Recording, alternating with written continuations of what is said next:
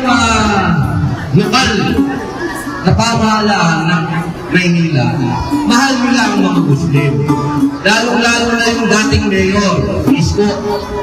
Isko Moreno, mahal na mahal nila ng mga Muslim. Hindi ko makakalimutan niya yung tao na yan, Isko. Dahil binigyan tayo ng magandang libingan yan. Papatayin ko lang yung audio, baka makapiright ako. Ayan. Ayan. Yan o, isa sa mga tumatak na legend na ginawa ni Yorme. Yung etong libingan ng mga... Kasi alam nyo ba na napakahirap? Kasi meron silang... Hindi ko kasi alam kung ano batas nila ha. Pero as far as I remember, hindi kasi yung mga Muslim, hindi basta-bastang pwedeng ilibing. Meron silang proseso. Hindi ko alam kung paano. At ang naikwento sa akin ni Yorme, yung mga namamatay na Muslim, dinadala pa sa lugar nila or something. So kung nga taga Mindanao, dinadala pa doon yung mga Muslim na namamatay sa Maynila. Kaya napag-isip ni Yorme na gumawa na lang ng libingan para sa mga kapatid nating Muslim. So, nakakatuwa kasi itong si Senator Robin Padilla, hindi niya na kailangan purihin si Isko. And yet, kasi senador na siya, top 1 ka ba namang senador? Hindi mo kailangan, alam mo yon, purihin ng isang mayor lang. Pero ginawa niya, it's because, 1, humble si Senator Robin.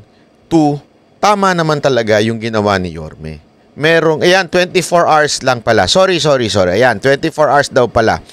Oh, hindi 3 days. Ito si Diego Malatigo. Hindi, bero lang. Oh, 24 hours. So, nagigets nyo? Tama yung combination ni si Robin na napaka-humble, kahit senador na, hindi niya nakakalimutan magpasalamat sa isang mayor na nagbigay ng kahalagahan sa mga Muslim. Imaginin ninyo, yung hirap nga naman ng, kung ikaw ang namatayan, kung Muslim ka, namatayan ka ng kamag-anak, kailangan mo kagad iuwi, di ba? Ang hirap po nun. Buti, ginawa ho nila, Sir Banat, Muslim po ako, bago mag 24 hours dapat may libing na. Yun. At si Yorme lang ang gumawa niyang mayor. Ewan ko as far as I know, wala nang ibang mayor ng Metro Manila na gumawa niyan.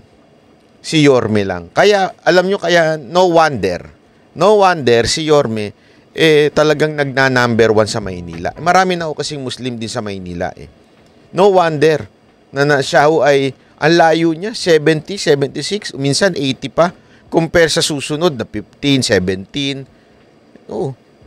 Kaya alam mo, Yorme, bumalik ka na. At saka parang awa mo Parang awa mo lang. Please lang. This time, maniningil na ako. Hindi, ito walang biro. Diretsuhan tayo.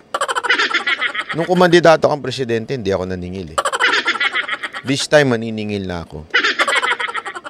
Pag ikaw nanalong mayor, maniningil na ako. Isa lang ang singil ko, ayusin mo na ang Maynila. Parang awa mo na.